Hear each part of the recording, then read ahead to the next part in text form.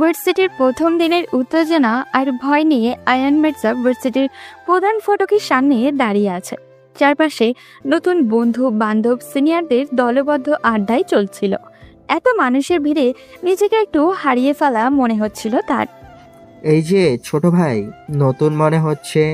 একটা চড়া হাসির মুখ সামনে এসে দাঁড়ালো।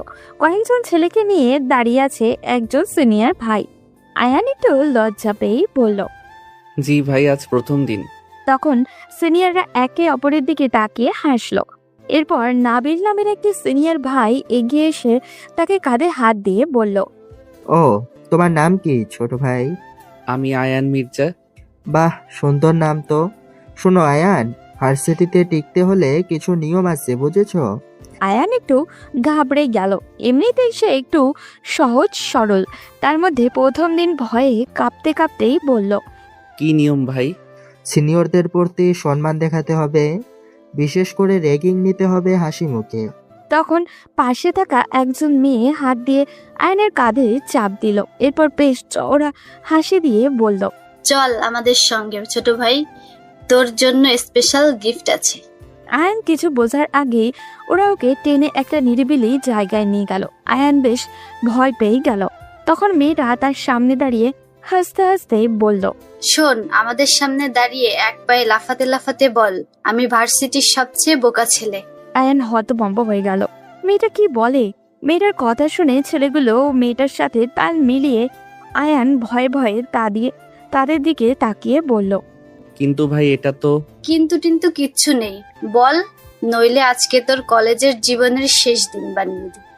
আয়ান বুঝতে পারল এটা মজা নয়, ও সত্যিই বিপদে পড়েছে।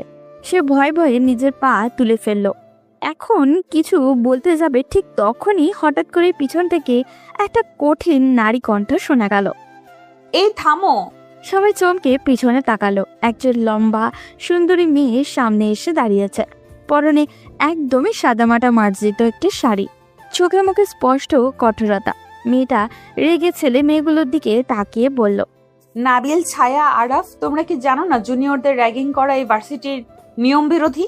তখন একজন সিনিয়র মুখ কুঁচকে বলল, ওহ ম্যাডাম, এটা তো শুধু মজা করার জন্য করছিলাম। মেয়েটির চোখ চকচক করলো। তার চোখে মুখে যেন রাগ স্পষ্ট। সে ছেলেটার দিকে তাকিয়ে রাগে কণ্ঠে বলল, নাবিল, কিসের মজার কথা বলছো? এই ছেলেটার মুখের দিকে তাকাও, তোমার কি মনে হয় ও মজা পাচ্ছে? আয়ান এখনো কিং কর্তব্য বিমূঢ় হয়ে দাঁড়িয়েছিল। মেয়েটি এবার ওর দিকে তাকিয়ে বলল, তুমি ঠিক আছো? আয়ান হ্যাঁ বোধক মাথা নাড়ালো। মেয়েটি তখন সিনিয়রদের দিকে ফিরে বলল, তোমরা সবাই এখান থেকে বেরিয়ে যাও। আর যদি কোনো দিন কাউকে র্যাগিং করতে দেখি তাহলে ভিসি স্যারের কাছে তোমাদের নামে রিপোর্ট করব। সিনিয়ররা মুখ বিকৃত করে চলে গেল। আয়ান মেয়েটার দিকে তাকিয়ে কৃতজ্ঞ গলায় বলল, আপনাকে ধন্যবাদ ম্যাডাম। মেয়েটি এবার ওর দিকে তাকালো। এরপর হালকা হেসে বলল, ধন্যবাদ দেওয়ার প্রয়োজন নেই। তোমার নাম কি? আমি আয়ান মির্জা। মেয়েটি একটু হাসলো। এরপর কাঁধে ঝুলানো ব্যাগটা টেনে কাঁধের উপরে ঠিক মতো সেট করে আয়নার দিকে তাকিয়ে হালকা হেসে বলল, আমার নাম ঈশা চৌধুরী। আমি এই ভার্সিটির ইংরেজি বিভাগের লেকচারার। মেয়েটার কথা শুনে আয়ান অবাক হয়ে তাকালো। এরপর নিজেকে ঠিক করে নিয়ে ভয়ে ভয়ে বলল, আপনি শিক্ষক? হ্যাঁ, তুমি কি ভেবেছিলে? ঈশা মুচকে হাসলো। ছেলেটার মুখে কেমন জানি এক অদ্ভুত সরলতা। ঈশা খানিকটা সময় থেমে হালকা হেসে বলল, না মানে এত কম বয়সে? কেন, তোমার কি ধারণা কম বয়সের শিক্ষকরা শিক্ষক হতে পারে না? ঈশার কথায় আয়ান লজ্জা পেয়ে চুপ করে গেল। ঈশা আবারও বলল, তুমি খুব সহজ সরল মনে হচ্ছে। ভার্সিটি জীবন সহজ নয় আয়ান, এখানে বুদ্ধিমান হতে হয়, নয়তো সবাই তোমার সরলতা নিয়ে মজা করবে। ঈশার কথায় আয়ান মাথা নিচু করল। সবাই বলে সে নাকি বোকা, অথচ সে উপলব্ধি করতে পারে না। সে খানিকটা শ্বাস ফেলে বলল, আমি চেষ্টা করব ম্যাডাম। ঈশা আয়ানের দিকে তাকিয়ে থাকলো কিছুক্ষণ, তারপর বলল, ঠিক আছে, এবার যাও, ক্লাস মিস করো না। এই প্রথম দিনের দেখা, কিন্তু আয়ান জানতো না এই কঠোর অথচ কোমল হৃদয়ের মেয়েটি একদিন ওর জীবনের সবচেয়ে বড় অধ্যায় হয়ে উঠবে। কলেজে প্রথম দিনের অস্বস্তিকর ঘটনাগুলো ভুলে যেতে চাইছিল আয়ান, কিন্তু ঈশা ম্যাডামের কথাগুলো বারবার কানে বাজছিল। তুমি খুব সহজ সরল, ভার্সিটি জীবন সহজ না আয়ান, এখানে বুদ্ধিমান হতে হয়, নয়তো সবাই তোমার সরলতা নিয়ে মজা করবে। এই কথাগুলো আয়ানের মনে এক অদ্ভুত প্রভাব ফেলেছিল। ঈশার কঠোর ব্যবহারের সত্ত্বেও ওর মধ্যে একটা মায়া ছিল, একটা আন্তরিকতা ছিল। কিন্তু আয়ান বুঝতে পারছিল না কেন ঈশা ওর দিকে এতটা গুরুত্ব দিল। এদিকে আয়ানের ছোট বোন তমা মির্জা বাবার টাকায় নিজেদের জীবনটাকে রঙিন করে তুলেছে। শহরের নামকরা ডিজাইনার ব্র্যান্ডের পোশাক, দামি গাড়ি, নাইট পার্টি সব কিছুতেই ওর আগ্রহ। সেদিন রাতে একটা বিলাসবহুল পার্টিতে গিয়েছিল তমা।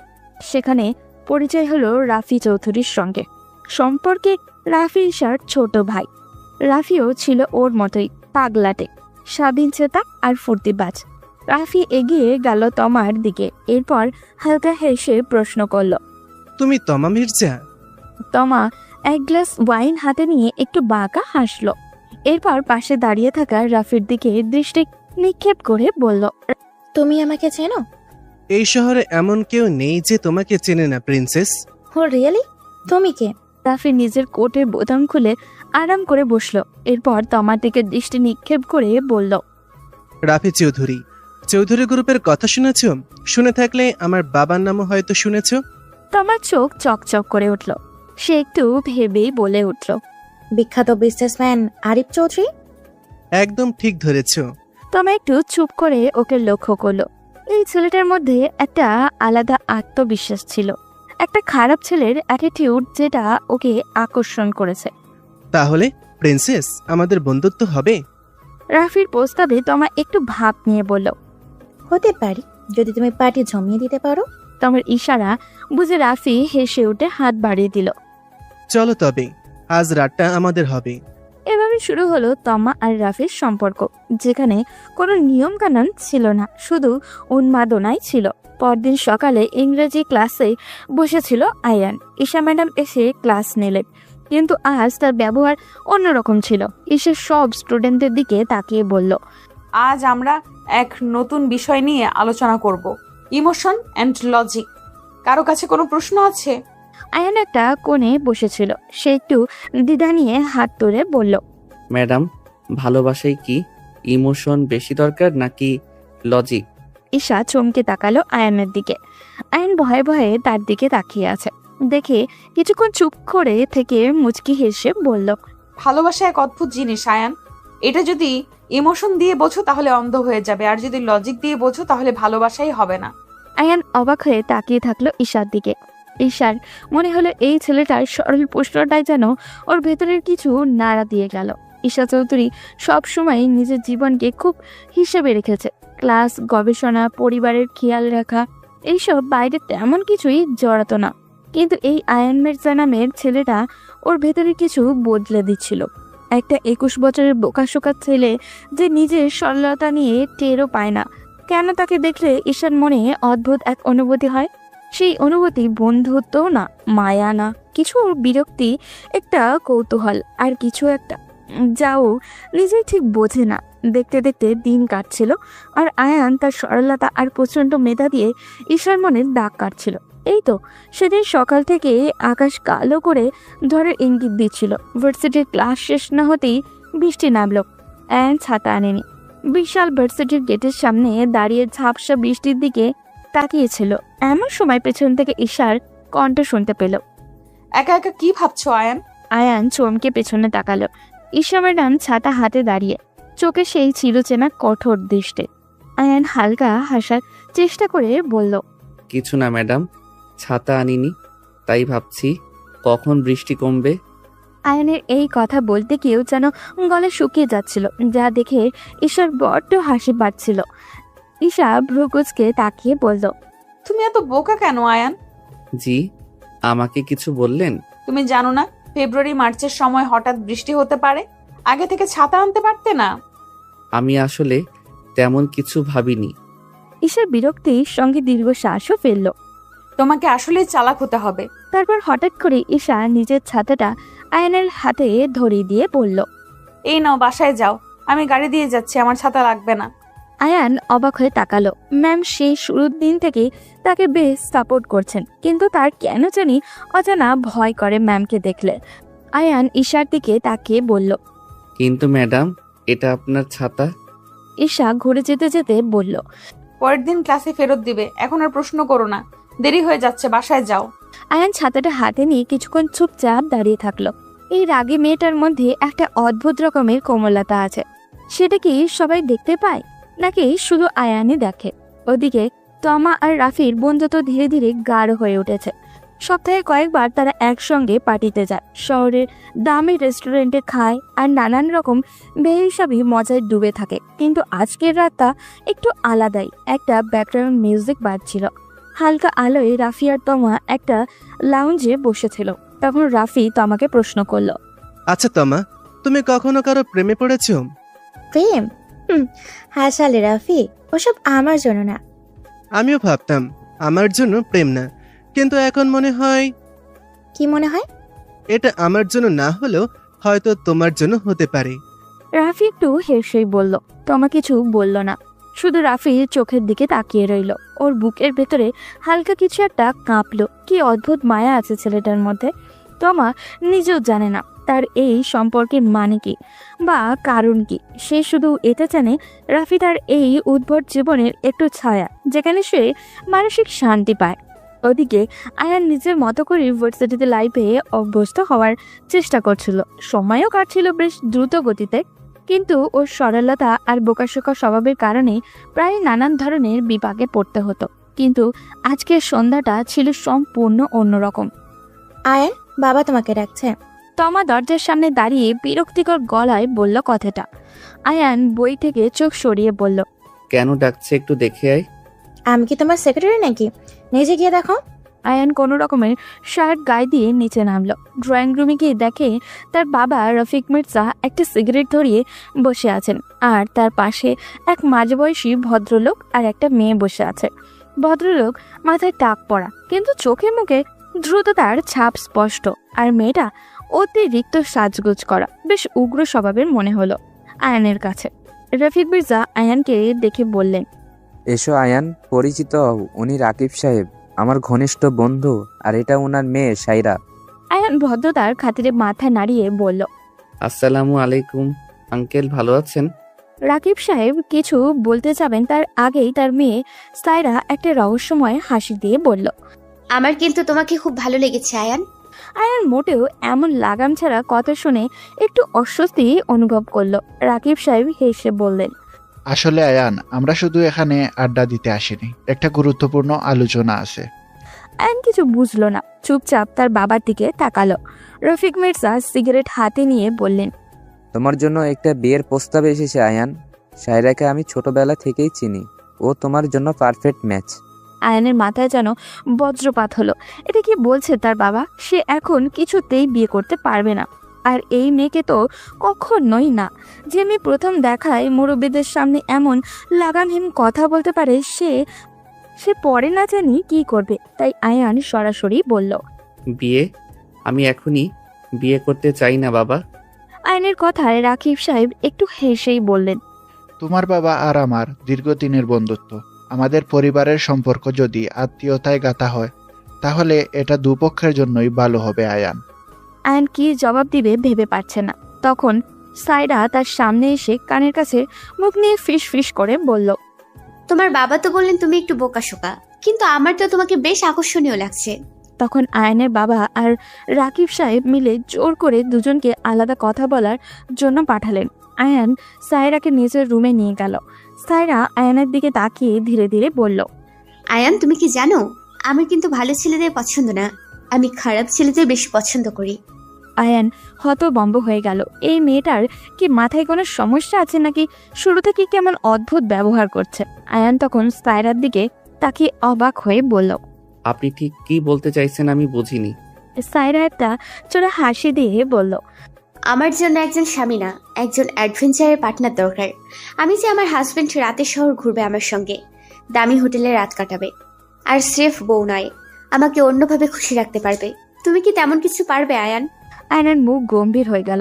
এই মেয়েটা কি তাকে নোংরা কোনো ইঙ্গিত দিচ্ছে? কিন্তু আয়ান জানতো তার বাবা চাইবেন এই বিয়েটা হোক। মেয়েটির এমন কথা তার বাবাকে বললেও তার বাবা বিশ্বাসই করতে চাইবে না। এরপর আয়ান কোনো মতে 2-3 মিনিট রুমে কাটিয়ে বেরিয়ে গেল।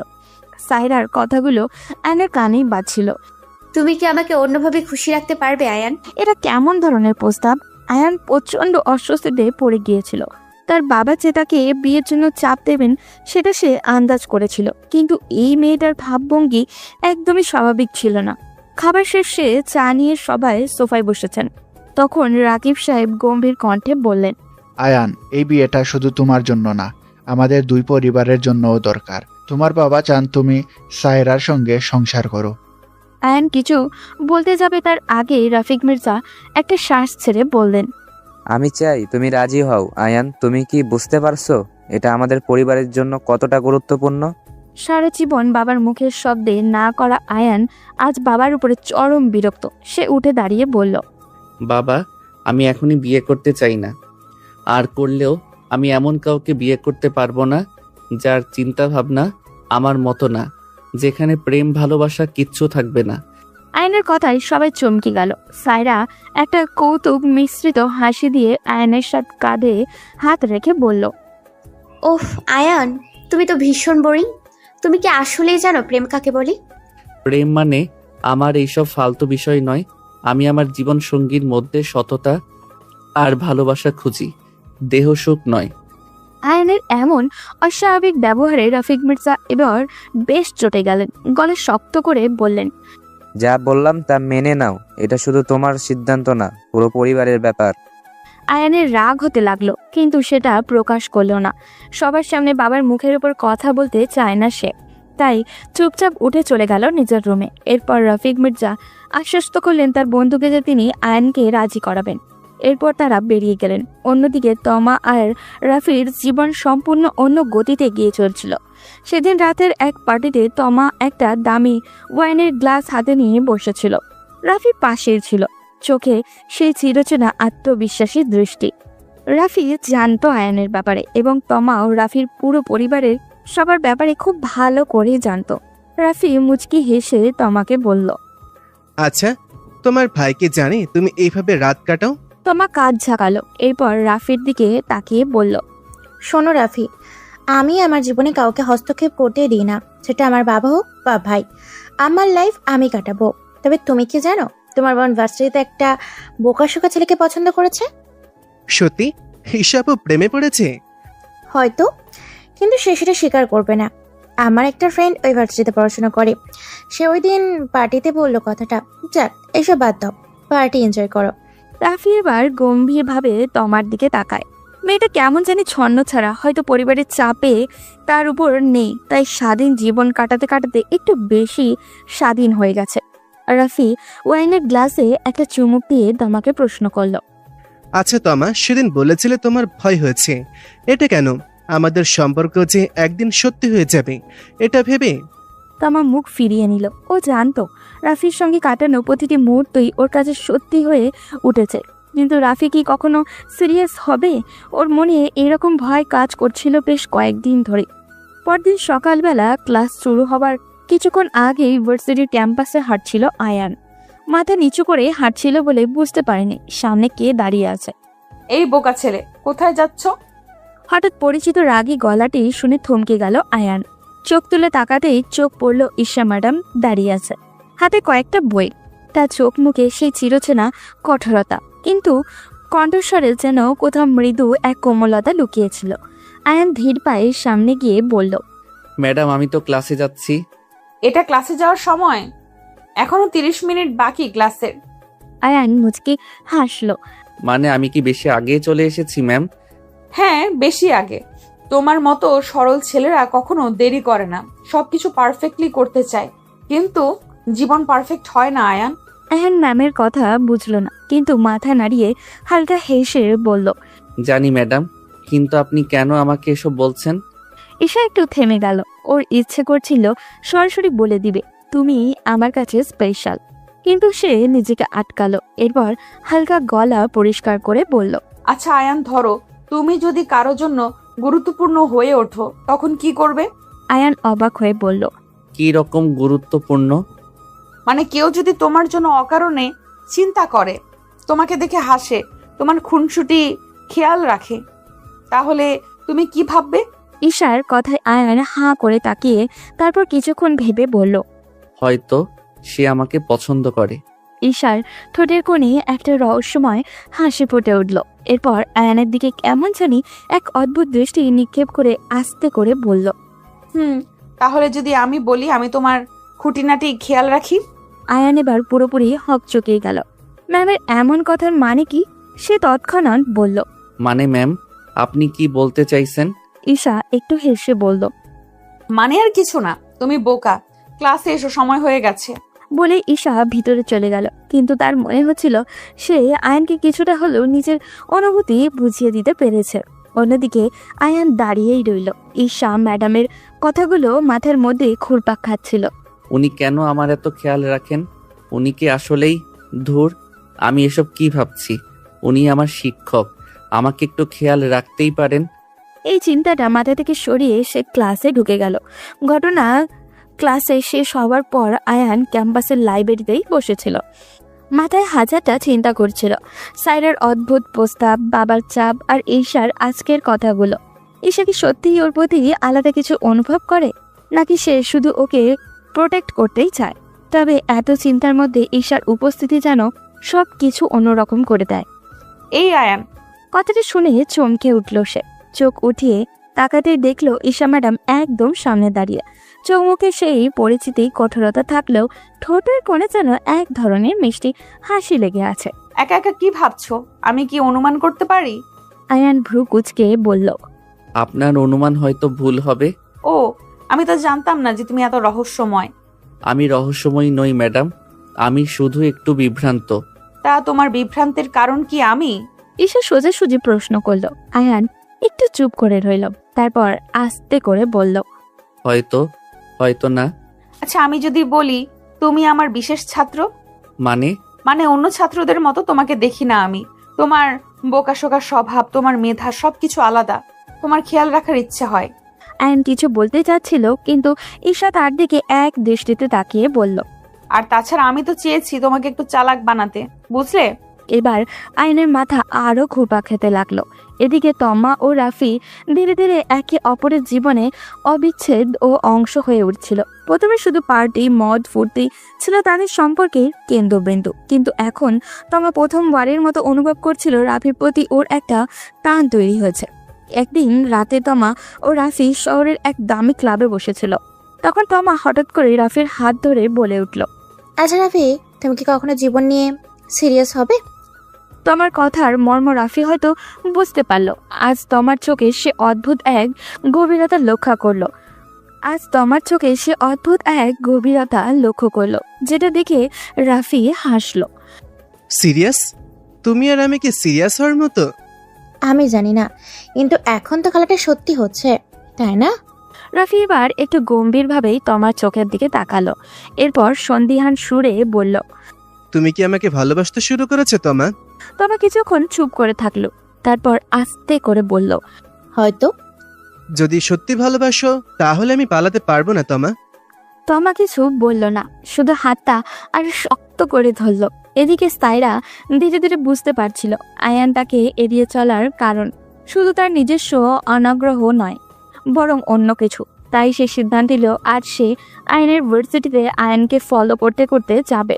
আয়ান লাইব্রেরিতে বসেই ছিল আর দূর থেকে সাইরা দেখছিল। তার চোখে পড়ল ঈশা এসে আয়ানের পাশেই বসেছে, হাসি মুখে কিছু বলছেও। আয়ানের এই নরম রূপ তো সে কখনো দেখেনি। তাকে স্বাভাবিকের চেয়ে বেশি স্বাচ্ছন্দ্য দেখাচ্ছিল। তখন সাইরা মনে মনে ভাবল, ও, তো এই মেয়েটাই মূল কারণ। সাইরার রাগে গা জ্বলে যাচ্ছিল। আয়ান তাকে পাত্তা দেয় না, অথচ এই মেয়ের সামনে বসে হাসাহাসি করছে। সে জানতো আয়ান সহজ সরল, তাহলে ঈশা কি ইচ্ছা করেই আয়ানকে নিজের দিকে টানছে? সাইরা সিদ্ধান্ত নিয়ে ফেলে ঈশাকে এই খেয়াল আর রাখতে দেওয়া যাবে না। সেদিন বিকেলেই ঈশা ইউনিভার্সিটির পার্কিং লটে গাড়ির দিকে যাচ্ছিল। তখনই পেছন থেকে একটা কণ্ঠ শুনতে পেল। আপনি তো খুব চালাক, তাই না ম্যাডাম? ঈশা ফিরে তাকাতেই সাইরাকে দেখতে পেল। আয়ানের মুখ থেকে সাইরার নাম সে অনেকবার শুনেছে এবং ফটোও দেখেছে, তাই সে চিনতে অসুবিধা হলো না। সে পিছন ফিরে ঈশা নির্লিপ্ত কণ্ঠে বলল, কি বলবেন মিস সাইরা? সাইরা ঈশার কাছে এসে বলল, আমি শুধু একটা কথাই বলতে এসেছি, আয়নের কাছ থেকে দূরে থাকুন, সে আমার। সায়রার কথায় ঈশার রাগ উঠে গেল, কিন্তু সেটা প্রকাশ না করে ঈশা একটু হেসেই বলল। আয়ান কি আপনাকে তার মালিকানা দিয়েছে? ঈশা এমন ঠাট্টা শুনে সায়রার দাঁতের দাঁত চেপে বলল। দেখুন, আপনি আমাকে চেনেন না, আমি চাইলে কি করতে পারি। এর চেয়ে বড় কথা, আপনি আয়নের থেকে বয়সে বড়, তার শিক্ষক। আপনি এমন একজন মেয়ে যাকে আয়ন কোনোদিন বিয়ে করবে না, তাই আমাদের মাঝে বাধা হয়ে দাঁড়াবেন না। ঈশার চোখে এক মুহূর্তের জন্য রাগের ঝলক দেখা গেল, কিন্তু সে নিজেকে সামলে নিয়ে বলল। আমি জানি না সে আমাকে ভালোবাসে কিনা, কিন্তু আমি জানি সে তোমার মতো মেয়েদের পছন্দ করে না, আর সেটা আমি শিওর হয়েই বলছি। বিশেষ করে তোমাকে সে অপছন্দ না, বরং ঘৃণা করে। সায়রার মুখ বিকৃত হয়ে গেল। সে ঈশার দিকে তাকিয়ে হুঙ্কার দিয়ে বলল। আমি ওকে পাওয়ার জন্য যা করার দরকার তাই করব। আপনি শুধু দূরে সরে যান। যদি আমার আর আয়নের মাঝে বাধা হয়ে দাঁড়ান তাহলে ভালো হবে না বলে দিলাম। ঈশা ঠোঁট বাঁকিয়ে বলল। দুঃখিত মিস সায়রা, আমি কাউকে ভয় পাই না, তোমার যা ইচ্ছা করে নাও। সায়রা এবার নিঃশব্দে হাসল, এরপর মনে মনে বলল। ভয় তো পাবেনি, কারণ আমি আপনাকে ভয় পাওয়াবো। ঈশা ওকে আরো গুরুত্ব না দিয়ে গাড়িতে উঠে চলে গেল, কিন্তু সে জানতো এই মেয়েটা কিছু একটা করবে। 2 দিন পরের ঘটনা। ঈশা ভার্সিটি থেকে বের হয়ে পার্কিং লটেই এসেছিল। চারপাশটা একটু ফাঁকাই ছিল, কারণ ক্লাস প্রায় শেষ হয়ে গিয়েছে। ঠিক তখনই কয়েকজন ছেলে চারিদিক থেকে ওকে ঘিরে ফেলল। এই ম্যাডাম, আমাদের সঙ্গে একটু আসুন। ঈশা চোখ সরু করে তাকালো। ছেলেগুলোকে সে চেনে না, কিন্তু ওদের চোখে শয়তানি ভরা। তাই ঈশা একটু রেগেই বলল। তোমরা কারা আর কোথায় যাওয়ার কথা বলছো? বলেই একটা ছেলে ঈশার হাত ধরতে চাইল। ঈশা এক ধাক্কায় সরিয়ে দিল। দূর হও এখান থেকে, না হলে খুব খারাপ হয়ে যাবে। আর তোমাদের ক্যাম্পাসে আসার পারমিশন কে দিয়েছে? কিন্তু ছেলেগুলো এবার আক্রমণ করলো। একজন ঈশার হাত ধরে টানলো, কিন্তু ঈশার সঙ্গে সঙ্গে ওর মুখে এক ঘুষি বসিয়ে দিল। ছেলেটা পড়ে গেল। এবার আরো একজন ওর পেছন থেকে ধরতে আসলে ঈশা ওর পায়ে জোড়ায় লাথি মারলো, কিন্তু একা কতক্ষণই বা সামলাতে পারবেও। ওদের মধ্যে একজন পেছন থেকে এসে ঈশার মুখ চেপে ধরলো, আর একজন হাত মুচড়ে ধরলো ওর। ঠিক তখনই একটা গর্জন শোনা গেল। ওকে ছেড়ে দে। সবাই তাকিয়ে দেখলো আয়ান ছুটে আসছে। আয়ানের চোখ তখন রাগের দাও দাও করে জ্বলছিল। ঈশাকে কিছু ছেলেরা জোর করে ধরে রেখেছে। এই দৃশ্য আয়ানের কাছে সহ্য করার মতনই না। সে একটা লোহার রড হাতে নিয়ে ছেলেগুলোর সামনে এসে দাঁড়িয়ে বলল। তোমরা ওনাকে ছেড়ে দিবে নাকি আমি একটা একটা করে হাড় গুঁড়ো ভাঙবো?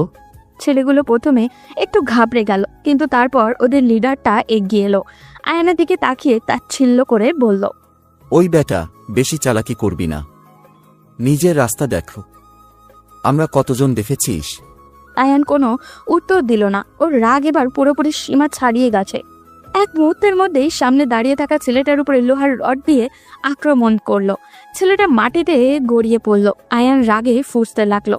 আরও একজন পেছন থেকে আসতে যাচ্ছিল। আয়ান ওর পেটের মধ্যে এমনভাবে লাথি মারলো যে ছেলেটা মুখে শব্দ করেও কিছু বলতে পারলো না। এদিকে ঈশা নিজেও ছেড়ে দেওয়ার মতো মেয়ে না। সে ছেলেটা ওর হাত চেপে ধরেছিল, তার মুখে এমন এক কনুইয়ের বাড়ি মারলো যে ও সোজা মাটিতে পড়ে গেল। কয়েক মিনিটের মধ্যেই সব ছেলেরা এলোমেলো হয়ে গেল, আর আয়ান ঈশার হাত ধরে টেনে নিয়ে গাড়ির দিকে ছুটল। চলেন এখান থেকে বেরিয়ে যাই। গাড়িতে উঠে দুজনেই হাঁপাতে লাগলো।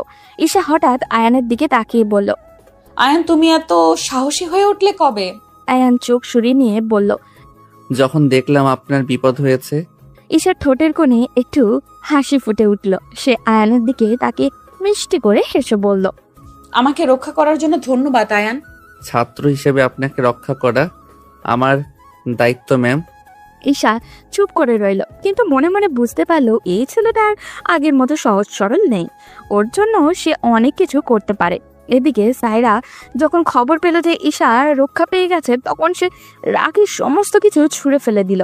ফোন হাতে নিয়ে রেগে কল করলো সেই ছেলেগুলোর লিডারকে। এরপর হুঙ্কার ছেড়ে বলল। ওকে কিছু করতে পারলে না, তাহলে এত বড় বড় কথা বললে কেন? এতগুলো টাকা নিলে, অথচ সাধারণ একটা মেয়েকে এতগুলো লোক মিলে কিছুই করতে পারলে না? ওর ফোনের ওপাশে থাকা লোকটা একটু চুপ থেকে বলল। ম্যাডাম, আয়ন নামের ওই ছেলেটা অস্বাভাবিক রেগে গিয়েছিল।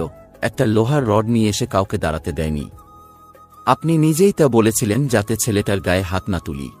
হয়েছে হয়েছে, তোমরা কি এমন কাজের কাজ করতে তা আমার ভালো করে বোঝা হয়ে গেছে। এখন কত অজুহাত বের করবে? বলে সাইরা রেগে ফোন রেখে দিল। এরপর দেওয়ালে টানানো আয়ানের ছবিটার দিকে তাকিয়ে বলল, ঠিক আছে আয়ান, তুমি আমায় প্রত্যাখ্যান করলে, ঠিক আছে, এবার আমি তোমার জীবন নরকে পরিণত করব। তুমি আমার না হলে কারোর হতে পারবে না। সাইরা আয়ানকে পাওয়ার জন্য এবার অন্য কৌশল নিল। ও জানে সরাসরি ঈশাকে সরিয়ে দেওয়া সম্ভব নয়, তাই এবার আয়ানের পরিবারকে ব্যবহার করবে। সে তার বাবা রাকিব সাহেবকে গিয়ে বলল, ড্যাড, আমি আয়ানকে বোঝানোর অনেক ট্রাই করেছি, কিন্তু আমাকে পাত্তাই দেয় না। তুমি আঙ্কেলের সাথে কথা বলে কিছু একটা করো, না হলে আমাদের প্ল্যান মাঠে মারা যাবে। ওয়েট করো মামনি, আমাকে একটু ভাবতে দাও। ছেলেটাকে যতটা বোকা মনে করেছিলাম ততটাও বোকা নয়। হ্যাঁ ড্যাড, আর জানো ও কেন আমাকে পাত্তা দেয় না? কারণ ওর মন অন্য কারো দিকে। মানে কি বলছো মামনি? হ্যাঁ ড্যাড, আয়ানোর ভার্সিটি ঈশা ম্যাডাম ওনার কাছে পড়ে আছে। ওই মেয়েটাই আমার আয়ানকে ভুল পথে নিচ্ছে।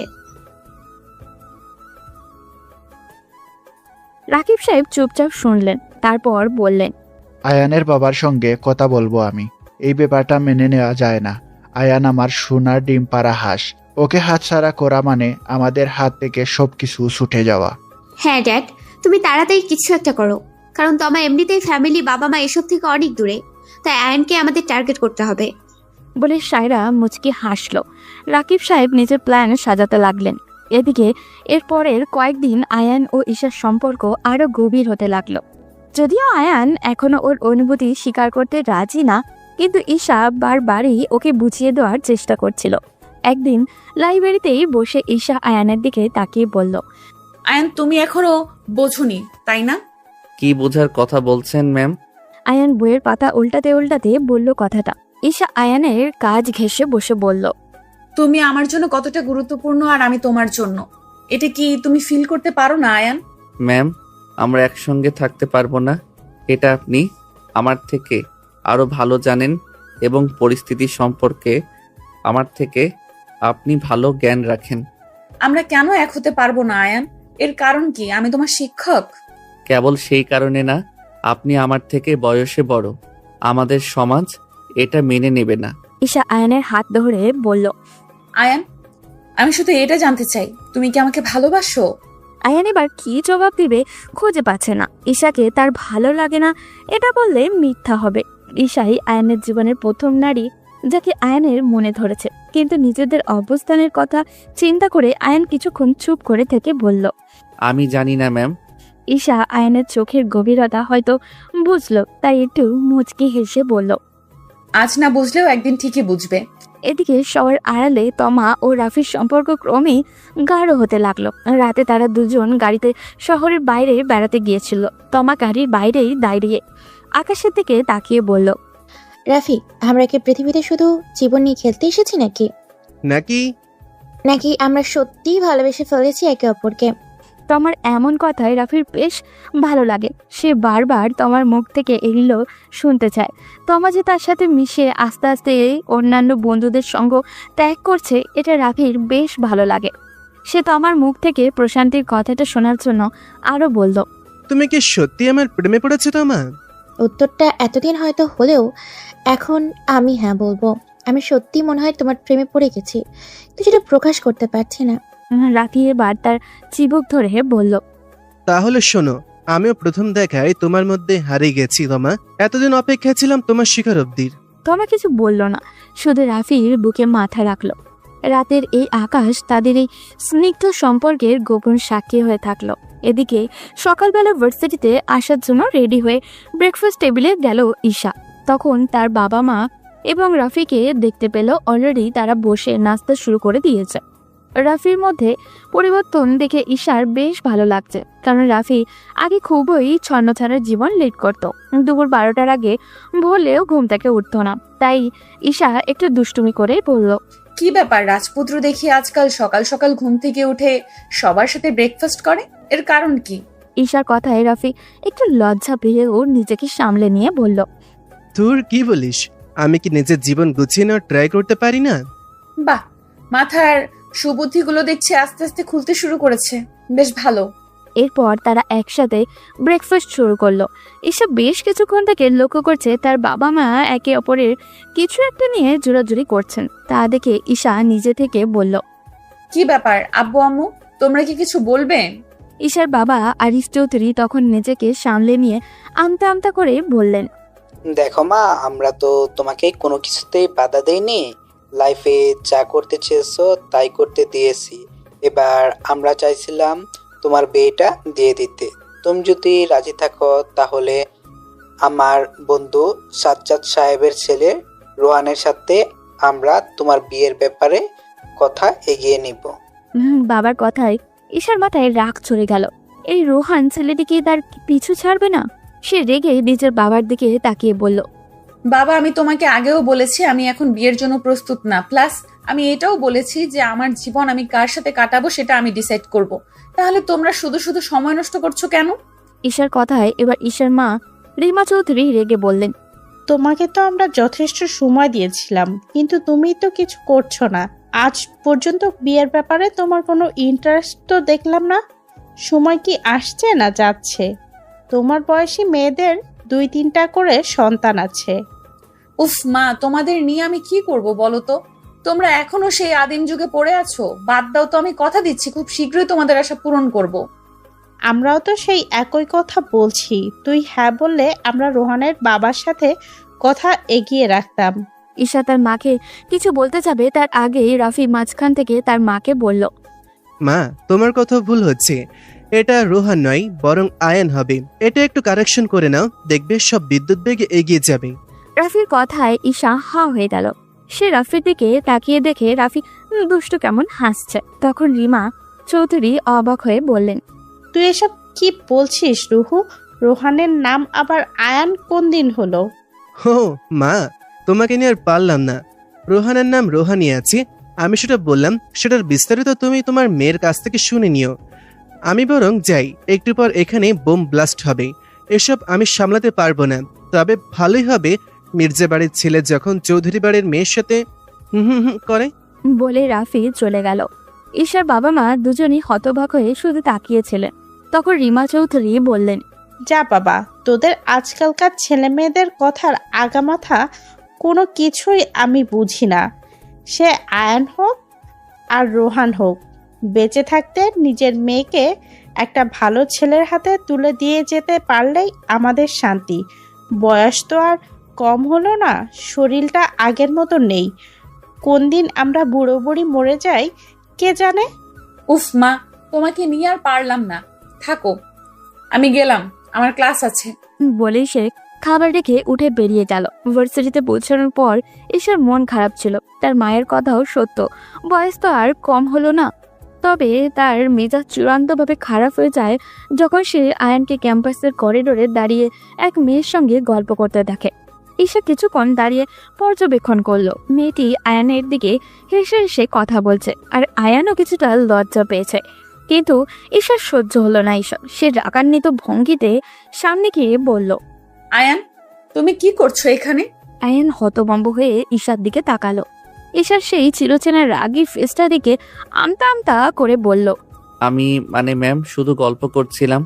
ঈশা ঠান্ডা গলায় বলল, এই মেয়েটার সাথে গল্প করতে এত মজা লাগছে যে হাসাহাসি করতে করতে গায়ে ঢলে পড়ছো?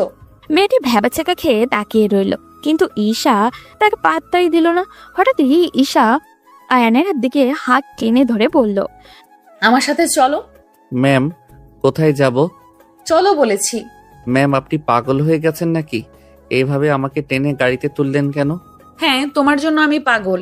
এখন আর তোমাকে ছেড়ে দেব না, চিরদিনের জন্য আমার করে নিব। আয়ান অবাক হয়ে বলল, বলে গাড়ি দ্রুত গতিতে চালাতে শুরু করলো। আয়ান কিছু বুঝল না, তবে চুপ করে রইল। গাড়ি থামলো কাজী অফিসের সামনে। আয়ানকে টেনে গাড়ি থেকে নামিয়ে এসে কাজী অফিসের ভিতরে গেল। কোনো রকম চিন্তা ভাবনা না করেই বলল, কাজী সাহেব, আমরা বিয়ে করতে চাই, বিয়ে পড়ানো শুরু করেন। কাজী সাহেব কিছুটা অবাক হয়ে বললেন, আপনারা নিশ্চিত? হ্যাঁ, একদম নিশ্চিত। আর নিশ্চিত না হলে কি আপনার কাছে আসতাম? ঈশার এমন ভয়ঙ্কর চেহারা দেখে আয়ান অসহায়ের মতো বলল, ম্যাম, আপনি যেটা করছেন এটা তো পাগলামি। ঈশা চোখ রাঙিয়ে বলল, তুমি যদি না বলো তাহলে এখান থেকে বেরিয়ে গলায় দড়ি দেব। তুমি কি চাও আমি মারা যাই? আয়ান হতবাক হয়ে গেল। সে জানে ঈশা যা বলে তাই করে। ঈশা তার কিছু বন্ধুকে কল করলো। তারও যেন প্রস্তুত ছিল 20 মিনিটের মাথায় সবাই এসে হাজির। অগত্যা কোনো উপায় না দেখে আয়ান বিয়ের কাবিননামায় সই করলো। কাজী সাহেব বিয়ে পড়িয়ে দিলেন, আর মুহূর্তের মধ্যেই ঈশা আয়ান স্বামী স্ত্রী হয়ে গেল। বিয়ের পরপরই ঈশা নিজের বাবাকে ফোন দিল। হ্যালো আব্বু, আমি বিয়ে করেছি, তোমাদের সব পূরণ করেছি। ওপাশ থেকে আরিফ চৌধুরী চমকে উঠে বললেন, কি বললে? কাকে বিয়ে করেছো? বিখ্যাত ব্যবসায়ী রফিক মির্জার ছেলে আয়ান মির্জাকে। তুমি কি পাগল হয়েছো? তুমি জানো এটা আমাদের পরিবারের জন্য কত বড় অপমান? আমি এই বিয়ে মানি না। তুমি তাকে পছন্দ করলে আমাকে জানাও নি কেন? আমার একমাত্র মেয়ের বিয়ে আমি এভাবে কিছুতেই মানব না। বাবা, আমি ওকে ভালোবাসি, আর যদি তুমি এটা না মানো তাহলে আমি আত্মহত্যা করব। তুমি যদি না মানো তাহলে মেয়ের লাশ এসে নিয়ে যাও। ঈশার কণ্ঠ এত দৃঢ়তা ছিল যে ওর বাবা হতভম্ব হয়ে গেলেন। একটু চুপ থেকে তিনিও বললেন, ঠিক আছে মা, আমি এটা মেনে নিলাম। তবুও তুমি নিজের কোনো ক্ষতি করো না। তুমি আমার একমাত্র মেয়ে। তোমার কিছু হলে আমরা কি নিয়ে বাঁচবো? ধন্যবাদ বাবা। আমি তাহলে এখন তোমাদের জামাইয়ের সাথে শ্বশুরবাড়ি রওনা দিলাম, দোয়া করো। বলে ঈশা ফোন কেটে দিল। আরিফ সাহেব ধপ করে নিজের চেয়ারে বসে পড়লেন। ওদিকে ঈশা আর আয়ানের বাড়ির সামনে আসার পর আয়ান দাঁড়িয়ে রইল। ভেতরে ঢোকার সাহস পেল না ও। ঈশা রাগী গলায় বলল, এভাবে দাঁড়িয়ে থাকলে হবে? চলো ভেতরে, সেটা আমি দেখে নেব। বলেই ঈশা দরজা ঠেলে ঢুকে গেল। আয়ান বাধ্য হয়ে পেছন পেছন গেল। রফিক মির্জা যখন দেখলেন আয়ান এক মেয়ের সঙ্গে ঢুকছে, তখন অবাক হয়ে বললেন, আয়ান, এ মেয়ে কে? ঈশা আত্মবিশ্বাসী কণ্ঠে বলল, বাবা, আমি ঈশা চৌধুরী, আপনার ছেলের স্ত্রী। বিস্ফোরণ ঘটার মতো অবস্থা। রফিক মির্জা নিজের জায়গা ছেড়ে উঠে দাঁড়ালেন। এরপর রেগে তেড়ে এসে বললেন, কি বললে? তোমরা বিয়ে করেছো? হ্যাঁ, এবং এখন থেকে আমি এই বাড়ির বউ। রফিক মির্জা ক্রোধে কাঁপতে কাঁপতে বললেন, তুমি জানো এটা আমাদের পরিবারের জন্য কত বড় কলঙ্ক? আমার স্ট্যাটাস সম্পর্কে তোমার ধারণা আছে? ঈশা একদম ভয় পেল না। সে রফিক মির্জার কথার জবাবে বলল, আপনার ছেলে সুখে থাকলেই তো হলো, পরিবারের ইজ্জতের কথা বলছেন। আপনার ছেলের সুখ কি তার থেকে কম গুরুত্বপূর্ণ? বাক বিতণ্ডা চলতেই থাকলো। এই সময় দরজার সামনে দাঁড়িয়ে থাকা সাইরা পুরো ঘটনাটা দেখে গেল। তার মুখে অভিব্যক্ত অন্ধকার হয়ে গেল। সে মনে মনে বলল, এত সহজে তোমাদের সুখী হতে দেব না ঈশা। এবার তোমাদের জীবন নরকে পরিণত করব আমি। আমার কাছ থেকে আয়ানকে কেড়ে নেওয়ার ফল তোমাকে ভোগ করতেই হবে। ওদিকে রফিক মির্জা রেগে চিৎকার চেঁচামেচি শুরু করলেন, কিন্তু ঈশা সেটাকে পাত্তা না দিয়ে আয়ানকে টেনে নিয়ে রুমে চলে গেল। রাতের বেলা ঈশা আর আয়ান দুজনে যেন নতুন জীবনে পা দিল, কিন্তু আয়ান এখনো ঠিক মানিয়ে নিতে পারছিল না নিজেকে। রাতে যখন তারা একসাথে ঘরে ঢুকলো, আয়ান অস্বস্তিতে পড়ে গেল। আয়ান নার্ভাস কণ্ঠে বলল, ম্যাম, আমরা কি আলাদা ঘুমাতে পারি? ঈশা ভ্রু কুঁচকে বলল, মানে আমরা তো স্বামী স্ত্রী, আলাদা থাকার প্রশ্নই আসে না। মানে ম্যাম। ঈশা আয়ানার দিকে ধীরে ধীরে এগিয়ে এলো। আয়ান ভয়ে পিছনে যেতে লাগলো। তা দেখে ঈশা দুষ্টু হেসে বলল, তুমি কি এখনো ভয় পাচ্ছ আয়ান? ভয় না মানে আমি তো এসব বুঝি না।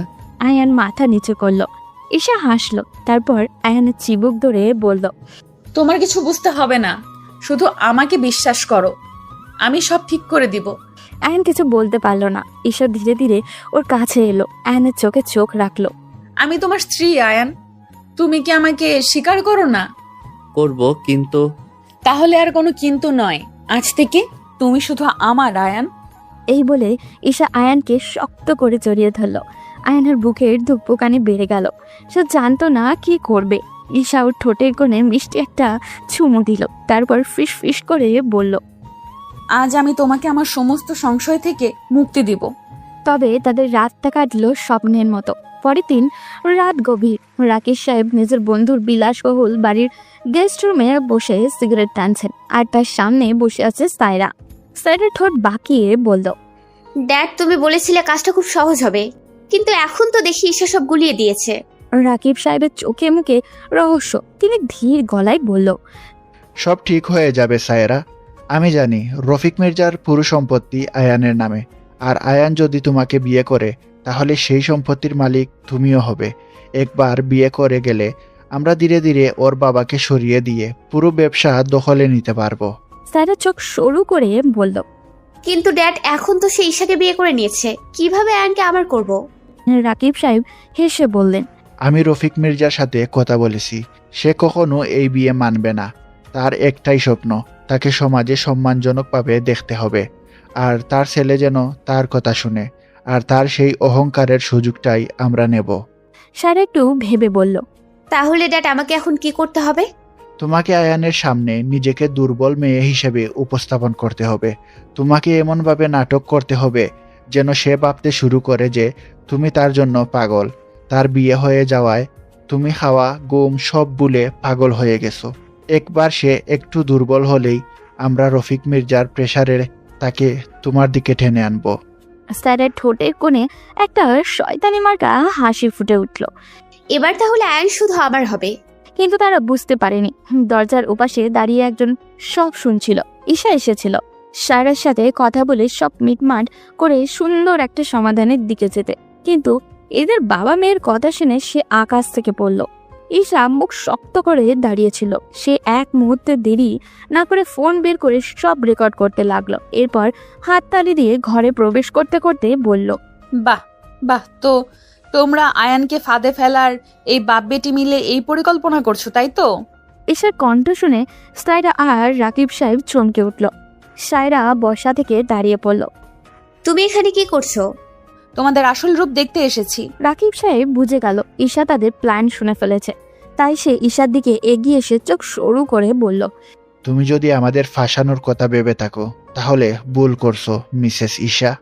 ঈশা ভয় পেল না, বরং এক পা এগিয়ে এসে বলল, তোমরা যা করার চেষ্টা করছো সেটা সফল হতে দেব না আমি।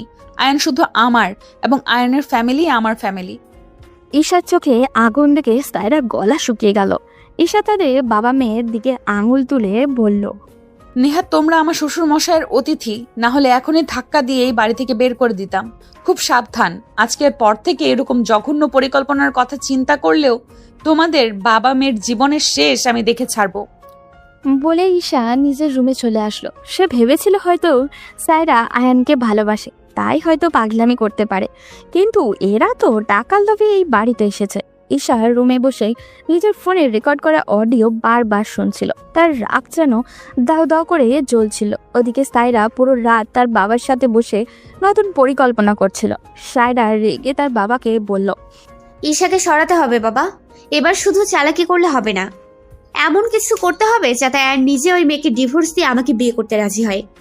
রাকেশ সাহেব কিছুক্ষণ গভীরভাবে চিন্তা করলো, তারপর দ্রুত হাসি দিয়ে বলল, প্ল্যান পেয়ে গেছি। ঈশাকে সমাজের চোখে ছোট করতে হবে, এমন কিছু ঘটাবে যাতে সবাই মনে করে সে চরিত্রহীন নোংরা মেয়ে মানুষ।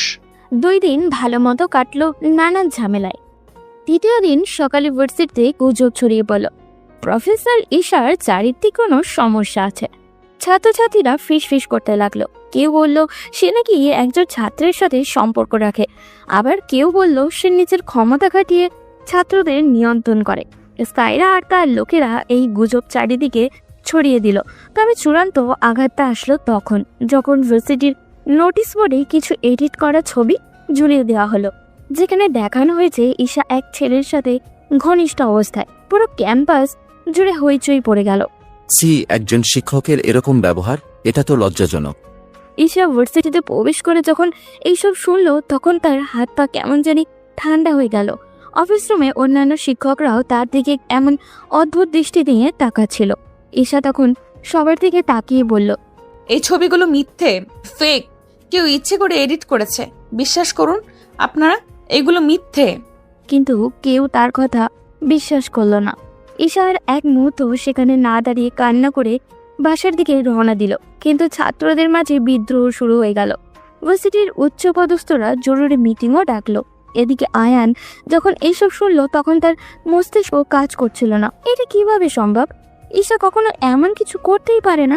তবে তার বাবা রফিক মির্জা এই সুযোগটাকে কাজে লাগাতে চাইল। আয়ান ড্রয়িং রুমেই বসেছিল, তখন ঈশা দৌড়ে বাসায় ঢুকলো। তাকে দেখে রফিক মির্জা নিজের ছেলেকে উদ্দেশ্য করে বলল, দেখলে তো, আমি আগেই বলেছিলাম এ মেয়ে তোমার জন্য মানানসই নয়, চরিত্রহীন মেয়ে একটা। ওকে এখনই আমার বাসা থেকে বের করো। ঈশা অসহায় দৃষ্টিতে আয়ানার দিকে তাকালো। তখন সায়রা কৌশলে বলল, দেখো আয়ান, তুমি এখনো চাইলে সব ঠিক হয়ে যেতে পারে। আমাকে বিয়ে করলে তোমার বাবা সম্মানও রক্ষা পাবে, আর তুমি এই নোংরামের ফাঁদ থেকে বেরিয়ে আসতে পারবে। ঈশা কিছু না বলে কান্না করে রুমে চলে গেল। ওদিকে আয়ান সাইরার এইরকম কথা শুনে কেমন জানি একটা সন্দেহের অবকাশ পেল। এটা কি তবে সাইরা বা তার বাবার কাজ? আয়ান রেগে সবার দিকে তাকিয়ে বলল, তোমরা এসব কি বলছো? ঈশা নির্দোষ। এসব বাজে কথা বন্ধ করো। আয়ানের মাথা কেমন ঝিমঝিম করছে। সে জানে না কি করবে। ও রেগে বাসা থেকে বেরিয়ে তার একটা বন্ধুর সাথে দেখা করলো। এরপর এই ছবির মূল কাহিনী বের করার জন্য রিকোয়েস্ট করলো। তখন তার বন্ধু আকাশ তাকে সান্ত্বনা দিয়ে বলল, আমি তোকে ছোটবেলা থেকেই চিনি আয়ান, তুই কোনো ভুল সিদ্ধান্ত নিতে পারিস না। আশা করব এখনো নিবি না। আর বাকি রইল ওই ফ্যাক ছবির ব্যাপারটা। আমি কালকের মধ্যেই লোক লাগিয়ে এর শুরু থেকে সব তোকে জানাবো। এটা করতে পারলে আমি তোর কাছে চিরকৃতজ্ঞ থাকব। আমার কেন জানি মনে হচ্ছে এর পেছনে রাকিব আঙ্কেল আর সায়রার হাত আছে। তোকে কোনো টেনশন করতে হবে না, যেই থাকুক না কেন আমি তার খোঁজ বের করে তোকে কালকে সকালের আগেই জানাচ্ছি। অন্যদিকে ঈশা রুমে বসে কান্না করছিল। তার কাছে সবকিছু গোলমেলে লাগছিল। কি হচ্ছে তার সাথে? বাড়ি থেকে তার বাবা মাও অনবরত কল করে যাচ্ছে, কিন্তু সে ফোন হাতে নিয়েও নিচ্ছে না। হঠাৎ তার কি হলো? সে উঠে দাঁড়ালো, মাথা উঁচু করে বলল, আমি এই অপমান সহ্য করব না। আমি এত সহজে ভেঙে পড়তে পারি না। ওদের শেষ আমি দেখে ছাড়বো। বলেই সে রেকর্ড করা অডিওটা বের করলো ফোন থেকে। তারপর শ্বশুরের রুমের দিকে যেতে শুরু করলো। কিন্তু ঠিক তখনই কেউ এসে সেটা তার হাত থেকে ফোনটা কেড়ে নিয়ে এলো। সে আর কেউই নয়, সে সায়রা। ঈশা ভয়ঙ্কর চোখ নিয়ে সায়রার দিকে তাকালো। তখন সায়রা চোখ টিপ মেরে বলল, এটা আমার হাতে থাকলেই ভালো হয়, তাই না মিস ঈশা চৌধুরী? ও সরি, মিসেস ঈশা মির্জা। ঈশার রাগে কাঁপছিল। সে সায়রার দিকে তেড়ে গিয়ে বলল, এই যুদ্ধে আমি হেরে যাব না সায়রা। তুমি যা করেছো তার জন্য তোমাকে চরম মূল্য দিতে হবে। সায়রা ভিডিওটা ডিলিট করে দিয়ে হেসে হেসে বলল, এই যা, প্রমাণটা তো ডিলিট হয়ে গেল। এখন কি করব? উফ, আপনি তো আর আমাদের ফাঁসাতে পারবেন না। খুব কষ্ট হচ্ছে তাই না? বলেই ফোনটা বিছানার উপর ছুঁড়ে ফেলে নাচতে নাচতে সায়রার রুম থেকে বেরিয়ে গেল।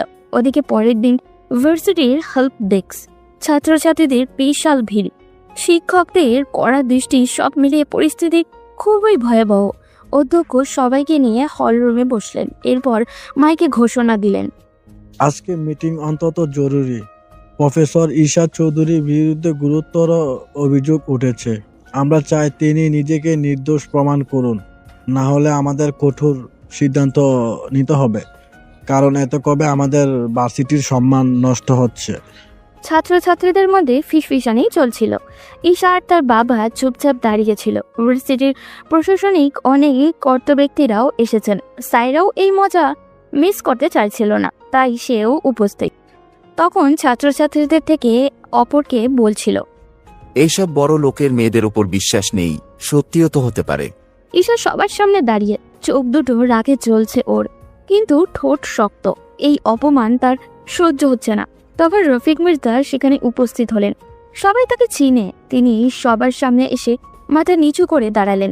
এমন সময় কেউ চিৎকার করে বলল, সবাই চুপ করুন, ঈশা ম্যাম নির্দোষ। আমি এখনই সব প্রমাণ দিচ্ছি। সবাই হতবাক হয়ে দেখছিল আয়ানকে। সে এক দৌড়ে এসে ঈশার পাশে দাঁড়ালো। তার সাথে আকাশ এবং আরো একটা ছেলে। ছেলেটাকে বেঁধে টেনে নিয়ে আসছিল আকাশ। আয়ান তখন সবার সামনে দাঁড়িয়ে বলল, আপনারা সবাই এই ফাঁদে পড়ে গেছেন। যারা এসব করেছে তারা আমাদের জন্য অপেক্ষা করছে যেন আমরা ভুল সিদ্ধান্ত নেই। মূলত ঈশা ম্যাম নির্দোষ, তাকে ফাঁসানো হয়েছে এবং যারা ফাঁসিয়েছে তারাও এখানে উপস্থিত আছে।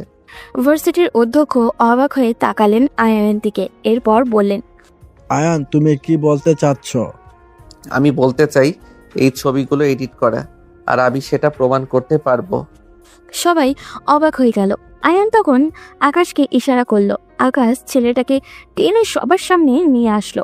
ছেলেটা তখন সবার সামনে একটা ছবি দেখালো, যেখানে একটা ছেলে মেয়ের ঘনিষ্ঠ মুহূর্তের ছবি আছে, ঠিক যেই রকম ঈশার বিরুদ্ধে ছবিতে ছিল, শুধু মুখটা পরিবর্তন কর। ছেলেটা তখন কান্না করে বলল, ছেলেটার কথা শুনে সবাই হা হয়ে গেল। আয়ান তখন সবার দিকে তাকিয়ে বলল, আমি ঈশা ম্যামের এই ছবি প্রকাশ পাওয়ার সাথে সাথেই বুঝে গিয়েছিলাম এটা ওনার বিরুদ্ধে ষড়যন্ত্র, তাই আমি খোঁজ নিতে গিয়েছিলাম। দেখুন, এই ছবিগুলো আসলে এডিট করা। আমাদেরও দোষ আছে এখানে। কোনো কিছু দেখে যাচাই না করেই আমরা সেটা নিয়ে একজন মানুষকে বাজে কথা বলা শুরু করি। আমার বিশ্বাস এত কিছু দেখার পর আর কোনো সন্দেহ থাকার কথা না। আর আপনাদের জানিয়ে রাখি, উনি শুধু এই ভার্সিটির শিক্ষক না, উনি আমার বিয়ে করা বউ। তাই আমার স্ত্রীর সম্মানে কেউ আঘাত করার চেষ্টা করলে আমি এর শেষ দেখে ছাড়বো। বলে সে ঈশার হাত ধরে সেখান থেকে নিয়ে আসতে শুরু করলো। সকল ছাত্রছাত্রীরা একসাথে হাততালি দিতে শুরু করলো।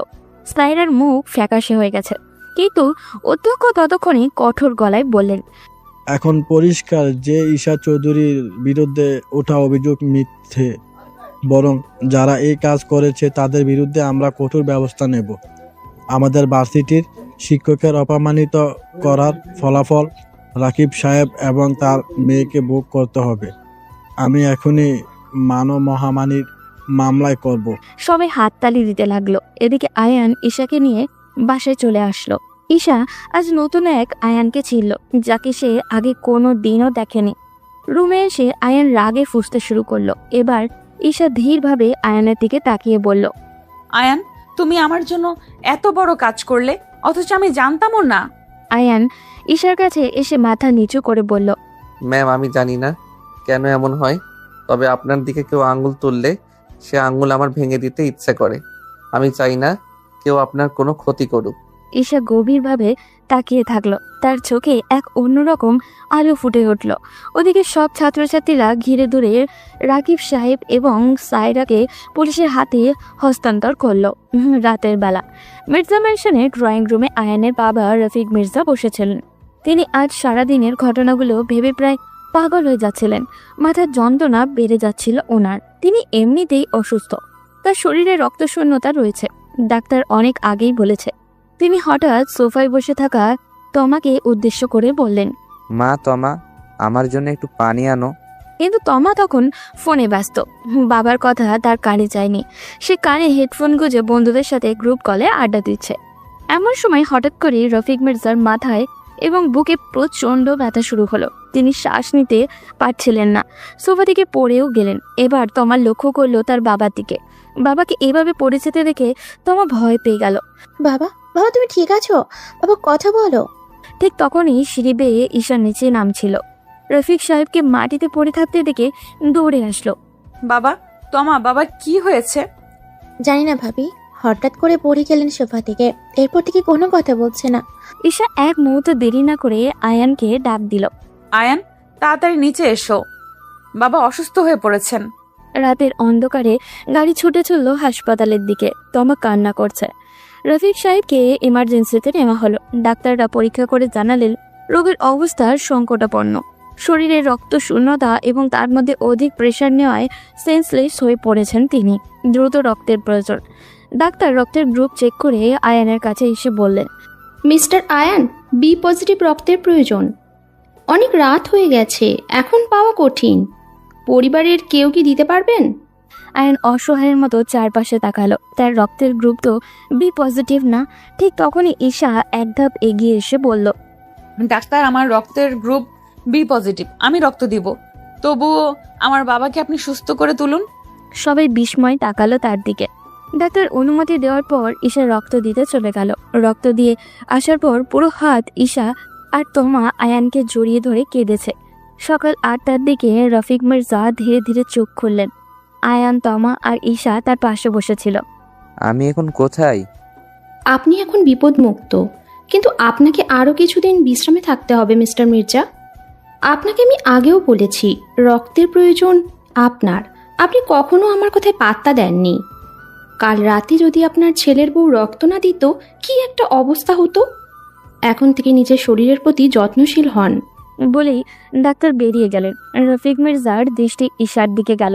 তিনি ভাঙা গলায় বলেন, মা, তুমি আমার জন্য রক্ত দিয়েছো? ঈশা রফিক মির্জার কাছে গেল। এরপর মৃদু হেসে বলল, হ্যাঁ বাবা, আপনি তো শুধু আয়নের বাবা নন, আমারও বাবা। আপনার কিছু হয়ে গেলে আমরা তিনজন বাঁচতাম কি করে? রফিক মির্জার চোখে পানি চলে এলো। ঈশাকে করা অপমানের কথা মনে হতেই লজ্জায় চোখ বন্ধ করে নিলেন। এরপর আস্তে আস্তে বললেন, আমি তোমাকে ভুল বুঝেছিলাম মা। আমি মনে করেছিলাম তুমি আমার ছেলের জন্য সঠিক নও, কিন্তু আজ বুঝলাম তুমি ছাড়া আমার পরিবারকে কেউ আগলিয়ে রাখতে পারবে না। রফিক মির্জা ধীরে ধীরে হাত বাড়িয়ে ঈশার হাত ধরলেন। এরপর মাথা নাড়িয়ে বললেন, তোমার এই বুড়ো বাপটাকে ক্ষমা করো মা। তোমাকে না বুঝে অনেক বাজে কথা বলেছি। আয়ান অবাক হয়ে দেখছিল তার বাবার মতো মানুষও ক্ষমা চাইতে পারে। ঈশা তখন চোখের পানি লুকিয়ে রফিক মির্জাকে জড়িয়ে ধরে বললেন, বাবা, আমাকে কেন লজ্জায় ফেলছেন? আমাদের মাঝে কি ক্ষমার সম্পর্ক? আপনি আমাকে শাসন করবেন, মারবেন, যা ইচ্ছা করবেন, তবু ছেড়ে যায়েন না। এরপর সবাই কিছুক্ষণ কথা বলে বেরিয়ে আসলো। আয়ান আর ঈশা বারান্দায় দাঁড়িয়েছিল। তখন আয়ান কৃতজ্ঞতার সুরে বলল, ম্যাম, আপনার কাছে আমি চিরকৃতজ্ঞ। আপনি না থাকলে আজ আমার বাবাকে বাঁচানো সম্ভব হতো না। ঈশা ঠোঁট কামড়ে হেসে আয়ানের দিকে তাকিয়ে বলল, এই ম্যাম ডাকটা তুমি কখন ছাড়বে আয়ান? কেন ছাড়তে হবে? কারণ তুমি এখন আমার স্বামী। আয়ান লজ্জায় লাল হয়ে গেল। ঈশা ধীরে ধীরে আয়নের কাছে এসে গালে হাত রাখলো। আমার পাগলটা, আমি জানি তুমি আমাকে ভালোবাসো, কিন্তু তুমি মুখে বলো না কেন? আয়ান, ভালোবাসায় বয়সের কোনো বাধা নেই। আমি তোমাকে ভালোবাসি কারণ তুমি আমার জীবন। এই বলে ঈশা আয়নের কপালে আলতো করে একটা চুমু দিল। আয়ান এবার আর কিছু ভাবলো না, সে ঈশাকে শক্ত করে জড়িয়ে ধরল। আমি আপনাকে ভালোবাসি ঈশা, খুব ভালোবাসি। ঈশার চোখ ঝলমল করে উঠল। এটাই শুনতে চাইছিলাম বোকা। রফিক মির্জা সুস্থ হয়ে বাসায় ফেরার পরপরই আরিফ চৌধুরী তাদের দেখতে এলেন। দুই বেয়াই বসে গল্পই করছিলেন। তখন আরিফ সাহেব বললেন, রফিক ভাই, এখন কেমন লাগছে? আলহামদুলিল্লাহ, অনেক ভালো লাগছে আরিফ ভাই। তবে একটা ব্যাপার আপনার সাথে কথা বলতে চাই। বলুন, নিশ্চয়ই ভালো কিছু হবে। রফিক মির্জা একটু ইতস্তত করলেন, তারপর সরাসরি বলেই ফেললেন, আমার ছেলে রাফি আর আপনার মেয়ে তমা সম্পর্কে জড়িয়ে পড়েছে। গতকাল আমার মেয়ে কথাটা আমাকে বলেছিল। আমি চাচ্ছি আপনি যদি সম্মতি দেন তবে তাদের সম্পর্কটা পরিপূর্ণ রূপ দিতে পারি। আরিফ চৌধুরী কিছুক্ষণ চুপ করে থাকলেন, তারপর মৃদু হেসে বললেন, আমি জানতাম এই ব্যাপারটা একদিন সামনে আসবে। সত্যি বলতে রাফি, তোমার জন্য অনেক পরিবর্তন হয়েছে। আমি চাই না আমার ছেলে আগের মতো বেপরোয়া জীবনযাপন করুক। তোমার যদি ওকে সত্যি ভালোবেসে তাহলে আমার কোনো আপত্তি নেই। তমা আর রফি দরজার আড়াল থেকে সব শুনছিল। তমা উত্তেজনায় ফিস ফিস করে বলল, ওহ মাই গড, তোমার ড্যাড রাজি হয়ে গেল। আমার কি যে আনন্দ হচ্ছে। তারা না হয় রাজি হলো, তুমি কি প্রস্তুত আমার পাগলি? তোমার পাশে থাকার জন্য আমি সবসময় প্রস্তুত। পরদিন দুই পরিবার আনুষ্ঠানিকভাবে তমা আর রফির বিয়ের কথা পাকা করে ফেললেন। রাতে আয়ান নিজের ঘরেই বসে বই পড়ছিল। ঈশা ধীরে ধীরে এসে তার পাশে বসল। কি করছেন মশাই? এই তো বই পড়ছি। চোখ কি আজকাল পকেটে নিয়ে ঘোরেন? ওরে বাবা, কি তেজ কথাটা। আমার দিকে তাকিয়ে বলো তো। আয়ান ঈশার দিকে তাকালো, তারপর লজ্জায় মাথা নিচু করে বলল। ঈশা হেসে বলল, আরে তুমি এত ভয় পাও কেন? না কই, মানে আমি তো ভয় পাই না। তাহলে কি আমি তোমার কাছে আসতে পারি? আমার জানটাকে আদর করতে পারি? ঈশা আয়নার দিকে একটু একটু করে এগিয়ে এলো। আয়নের শ্বাস প্রশ্বাস দ্রুত ওঠানামা করতে লাগলো। ভয়ে ভয়ে বলল, ঈশা, এটা ঠিক না। কেন ঠিক না জান? তুমি কি আমার স্বামী নও? হ্যাঁ, কিন্তু আমার টাইম লাগবে, আমি এসব বুঝি না। ঈশা আয়নের মুখের কাছে মুখ নিয়ে বলল, জান, আমি আছি তো শোনার জন্য। আয়ন শিহরিত হয়ে উঠল। ঈশা তাকে আলতো করে জড়িয়ে ধরল। ঈশা আয়ানের কপালে চুমু দিল, তারপর ধীরে ধীরে ঠোঁটের কাছে ঠোঁট নিয়ে এলো। আমায় অনুভব করতে পারছো আয়ান? চাঁদের আলো ঘরে ছড়িয়ে পড়ল, আর তাদের মধ্যে দূরত্ব বলতে কিছুই রইল না। কয়েকদিন পর তমা আর রাফির জমকালো বিয়ের অনুষ্ঠান হয়ে গেল। তাদের ভালোবাসাও পূর্ণতার রূপ পেল। সময় চলমান। বিয়ের পর কয়েক মাস কেটে গেছে। আয়ান, ঈশা আর তমা আর রাফি এখন সংসারের নতুন অধ্যায় প্রবেশ করেছে। একদিন সকালে আয়ান ঘুমাচ্ছিল। ঈশা এসে ধপ করে তার উপরে চড়ে বসলো। আয়ান বাবু, আর কত ঘুমাবে? ওঠো। উফ, ঈশা এত সকালে ডাকছেন কেন? আজ তো ভার্সিটি নেই। এত সকাল মানে? এখন বাজে 10টা। এত ঘুমালে কি সংসার চলবে? সংসার চলবে না মানে? আমার কি এখন ইনকাম করার সময়? না, মানে আমি বলতে চাইছিলাম, তুমি যখন বাবা হবে তখন যদি এত ঘুমাও, তাহলে বাচ্চাকে দেখবে কে? আমাদের তো এখনো বাচ্চা হয়নি, হলেও এসব চিন্তা। ঈশা হঠাৎ আয়ানের কানে ফিসফিস করে বলল। কিন্তু মশাই, আপনি কি জানেন আপনি বাবা হতে চলেছেন? আয়ান প্রথমে বুঝতে পারল না, তারপর চমকে উঠে বলল। কি, আপনি কি সত্যি বলছেন? ঈশা মিষ্টি হেসে মাথা নেড়ে বলল। সত্যি মিস্টার, তুমি বাবা হতে চলেছ। আয়ান কিছুক্ষণের জন্য নিস্তব্ধ হয়ে গেল, তারপর ঈশাকে শক্ত করে জড়িয়ে ধরল। আমার বিশ্বাসই হচ্ছে না আমি বাবা হব। আয়ান ঈশার কপালে চুমু দিয়ে বলল। আপনার জন্য সব কিছু করতে পারি। ঈশা, আপনি জানেন না আমি আপনাকে কতটা ভালোবাসি। ঈশা চোখে পানি এসে গেল, সেও আয়ানকে শক্ত করে জড়িয়ে ধরে বলল। আমি জানি আয়ান, আর আমি তোমাকে নিজের জীবনের থেকেও বেশি ভালোবাসি। সব বাধা পেরিয়ে আয়ান আর ঈশার ভালোবাসা আজ পূর্ণতা পেয়েছে। তমা ও রাফির জীবনের সুখের পথেই এগোচ্ছে। ভালো থাকুক তাদের এই ভালোবাসা।